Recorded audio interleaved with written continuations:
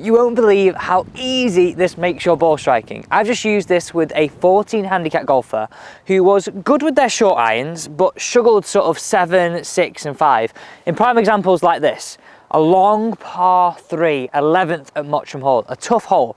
Now, all it's going to require is 2 tee pegs and understanding where you hit the ground. Now, that might sound basic, but it's vital to your ball striking. Welcome to a brand new video. So if you're brand new to this channel is powered by you, the viewers, and today's question comes in from Frank. Now, I want you to think about the golf swing in this case, with irons. I've got 7 iron to start with. I would always start here and build your confidence. Now, if I have my feet together, and this is why irons are tricky, our bottom of the arc, so essentially where our club sort of hits that ground, if we had a massive circle all the way around us, is not at the golf ball. It's just ahead. And for argument's sake, let's just say our bottom of the arc with an iron is in line with sort of my logo or my armpit, okay? So that would be sort of this area of the golf ball. Now, if you're a golfer who's catching that ground a bit like Frank or thinning it, your bottom of the arc is either at the ball, so our big circle is either at the ball or considerably before.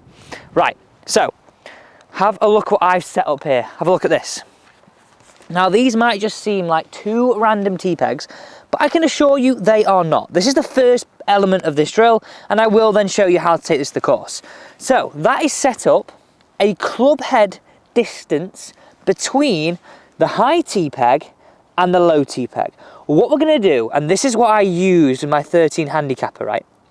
I'm going to get you to address this tee peg, and our aim is to hit this one, referencing the movement of our arc on our bottom of the arc, moving ahead, hitting down. That's what takes our strike from this bottom groove all the way to the middle. So just like this. Now, this is where the genius of that drill comes in. Think about this way, right? If you were hammering a nail into the wall, hopefully you'd concentrate on the nail and move your objective towards that. So I want you to address and start at the tall tee peg, okay? And then you can see how that small tee peg that's lower in the ground is sort of just inside my left heel. This is an exaggeration, but what this is going to force you to do in order to avoid this tee peg but start here and hit the forwards tee peg, we've got to have that movement and weight transfer into our left hand side. Now, as you do that, you're going to learn to hit down that golf ball. You're going to learn to strike the golf ball away. So set this drill up, have 2 or 3 goes at it. I'm going to do it now, but I'd have 2 or 3 goes, really getting that feeling. Adapt to the tee peg. So I'm addressing the inside tee peg, trying to hit that one, just like this. Here we go. Perfect. Now come down here. Look at this. This is the big tee peg, small tee peg. You can see where it was around here. Transferring that weight allows you to avoid it. Another little trick here, and time to take it to the golf course. I'm that confident it's going to work. I'm going to skip 7 iron, straight to 5 iron. Okay, so listen really closely here. This is the bit that you're going to be like, wow, Alex, that's great. So we're taking you from flicky, scoopy mode to real driving mode. And I mean, we're learning to take a divot. We all want to take a divot with an iron, but in the correct way. Okay, so nice and simple. What I want you to think about at address, make these subtle little changes. I want you to move the ball half a ball back in your stance. So for reference point, I would have a 5 iron round about a club head inside my left heel. I'm going to move that a club head and a half inside my left heel. So move the ball a little bit back.